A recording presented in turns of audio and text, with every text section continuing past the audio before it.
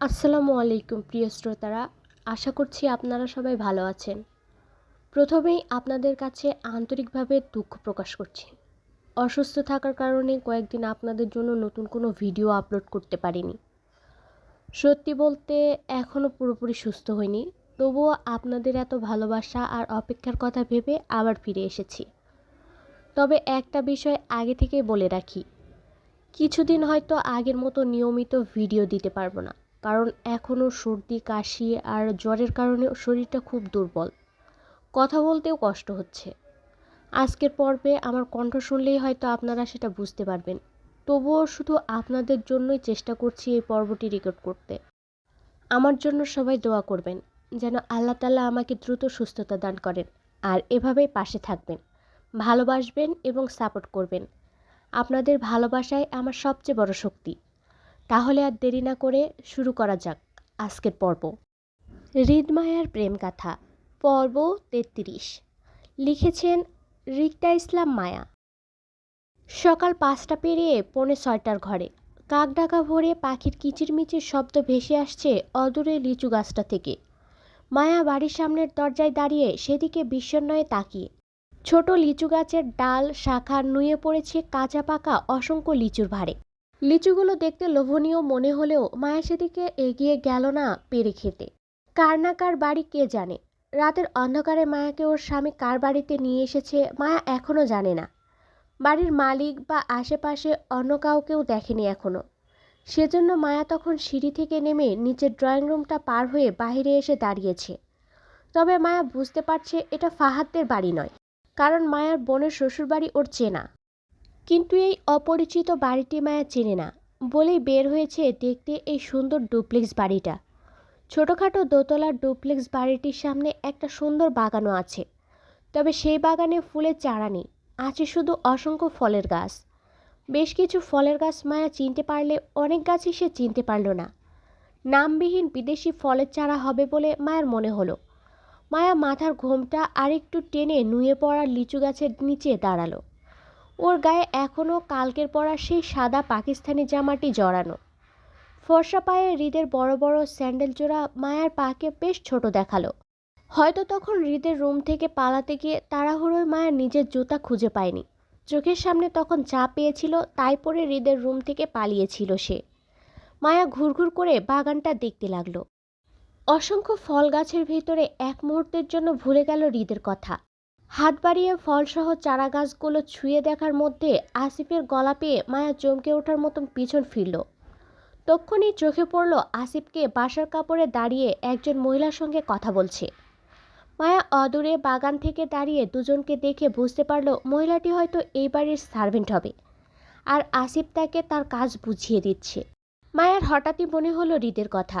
লোকটা হয়তো এখনও ঘুমিয়ে আছে, সেজন্য মায়ার খোঁজ জানে না। কিন্তু ঘুম থেকে উঠে মায়ের খোঁজ করলে মায়া এই লোকের সামনে দাঁড়াবে কি করে? মায়া তো লজ্জায় মরে যাবে। কাল রাতের ওইসব ঘটনার পর মায়ার সাহস নেই লোকটার সামনে দাঁড়ানোর। ভাগ্যিস মায়া কাল রাতে বেহুশ হয়েছিল, নয়তো সে হার্ট অ্যাটাক করত। এই লোক মায়ের ওপর যে চাপ সৃষ্টি করেছিল, মায়ার তো এখন এই লোকের সামনে যাওয়াই রীতিমতো অসম্ভব হয়ে দাঁড়িয়েছে। তার থেকে সবচেয়ে বড় কথা হলো মায়ের স্বামী ওর মতিগতি বুঝতে পেরে গেছে। হয়তো জেনে গেছে মায়া যে তাদের দুজনের স্বামী স্ত্রীর হওয়া সম্পর্কটা নিয়ে অবগত। তার জন্য লোক আজকাল মায়ের সাথে কেমন আপোষে মিশে যেতে চায়। মায়ের মনস্তাত্ত্বিক ভাবনার মাঝেই সে একজোড়া সাদা পা ঘাসের ওপর দেখল। মায়ের বেখেয়ালি দৃষ্টি মাটি থেকে তুলে সামনে তাকাতেই চমকে উঠল হৃদের উপস্থিতি দেখে। থমথ খেয়ে তাড়াহুড়োয় পালিয়ে যেতে চাইলে হৃদ তৎক্ষণাৎ মায়ের বাহু টেনে আটকায়। মায়ের রাতের কথা ভেবে লজ্জায় মাথা নুইয়ে রাখলে হৃদ মায়ের বাহু টেনে কাছে আনে। মায়ের থুতি ধরে মুখটা উপরে তুলতে দুজনের চোখাচোখি হলো। মায়া লজ্জায় মুখ ঘুরিয়ে নিতে চাইলে হৃদ মায়ের মুখটা আটকে রেখে বলে, কি ম্যাডাম, কি সমস্যা? পালাতে চাচ্ছেন কেন? মায়া উত্তর করল না, বরং জোর করে মুখটা নামিয়ে নিল হৃদের হাত থেকে। এমনিই মায়ের ভীষণ লজ্জা লাগছে। লজ্জায় ছিটিয়ে মায়া হাঁসফাঁস করে দৃষ্টি লুকাতে চাইলে এদিক সেদিক তাকায়। হৃদ মায়ের লজ্জা মিশ্রিত মুখটা দেখে দুষ্টু হেসে মায়ের নাক টানলে মায়া উফ শব্দ করে। হৃদ মায়ের নাক ছেড়ে কপালে টোকা মারতে মারতে বলল, বারবার কাছে আসছেন, ধরা দিচ্ছেন, তর্ক করছেন না? কাহিনী কি? আমার প্রেমে টেমে পড়লেন নাকি ম্যাডাম? হৃদের দুষ্টু মুখভঙ্গিমা এই প্রথম দেখল মায়া। লোকটা মজা করে মিটিমিটি হাসতে পারে সেটা জানা ছিল না মায়ার। মায়া বিষণ্ণয়ে হৃদের মুখের দিকে তাকালো। হৃদের ঠোঁটের কোণের অল্প হাসিটা দেখতে দেখতে মুহূর্ত গায়েব হয়ে গেল। হৃদ মুখটা স্বাভাবিক করে নিতে মায়া মুখ ভার করে বলল, প্রেমে পড়ার জন্য আপনার ফিয়ন্সে শশী আপু আছে না? আমি কেন প্রেমে পড়তে যাব? আমি প্রেমে পড়ব না। হৃদের স্বাভাবিক হয়ে যাওয়ার মুখটা আবারও উজ্জ্বল হলো।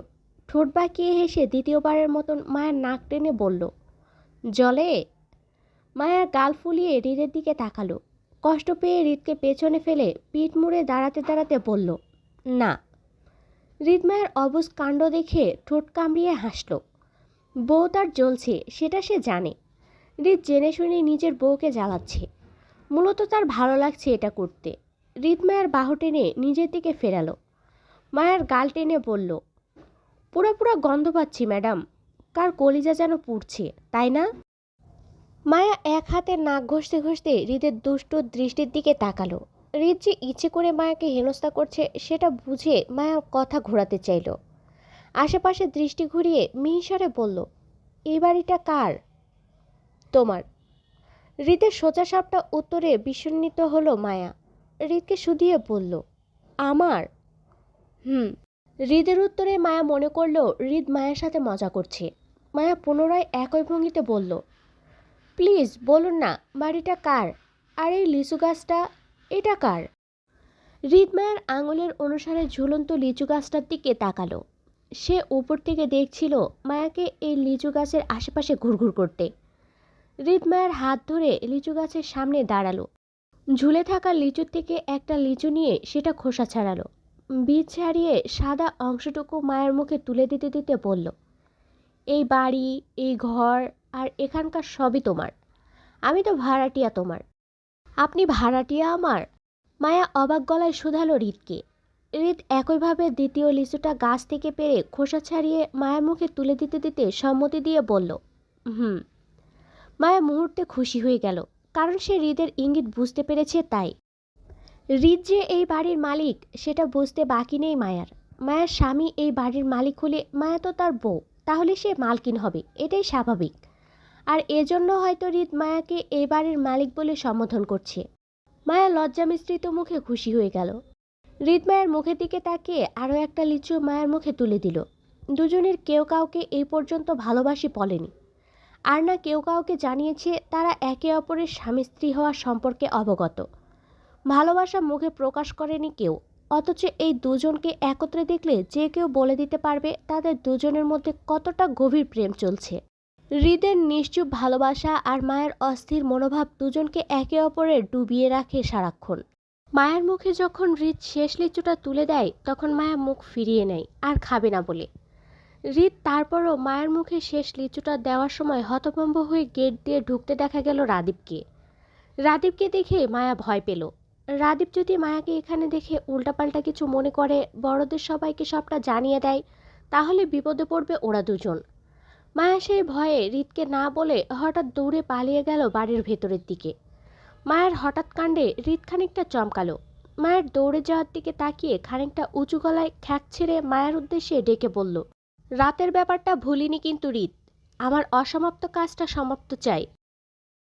ডাইনিং টেবিলে রাদীপের মুখোমুখি মায়া জড়তায় বসে। পাশে হৃদ টান টান হয়ে নাস্তার প্লেট উঠিয়ে বসল। তাতে নাস্তা তুলে খাবে সে তাই। সামনে নানান রকমের খাবার, সার্ভেন্ট পাশেই দাঁড়িয়ে, অথচ কেউ প্লেটে খাবার তুলে দিচ্ছে না।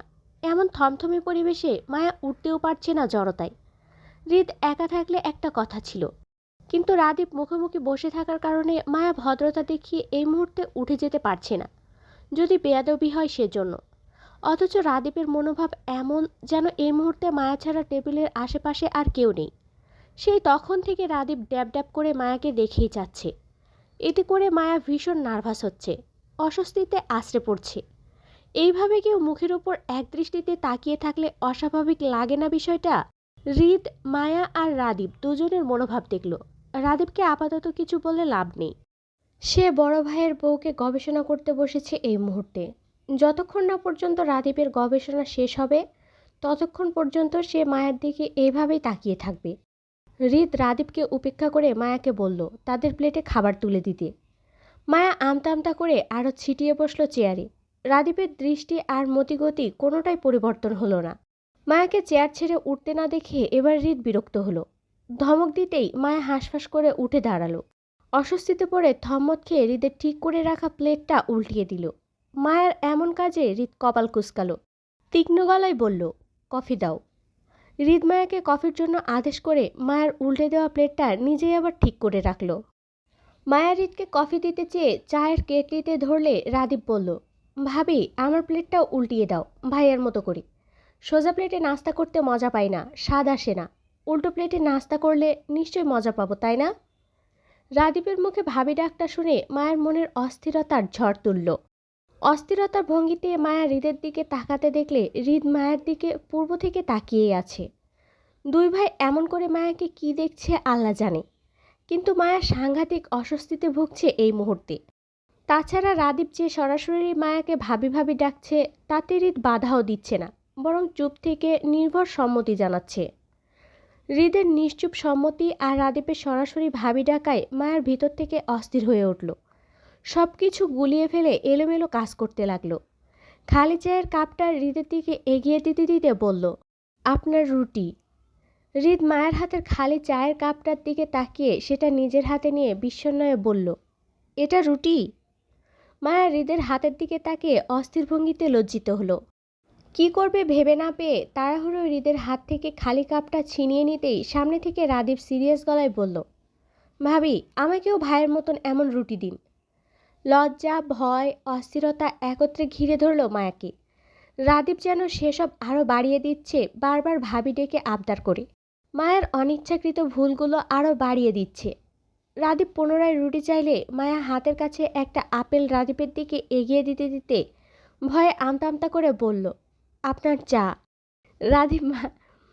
রাদীপ মায়ের হাত থেকে আপেলটা নিয়ে গোল গোল চোখে সেটা কয়েক পলক দেখে টুপ করে সেটাতে কামড় বসাতে বসাতে বলল, আহা, ভাবির হাতের চা হলো অমৃত।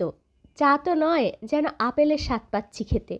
মায়া হৃদের দিকে একটা কলা এগিয়ে দিতে দিতে একই ভঙ্গিতে বলল, আপনার কফি।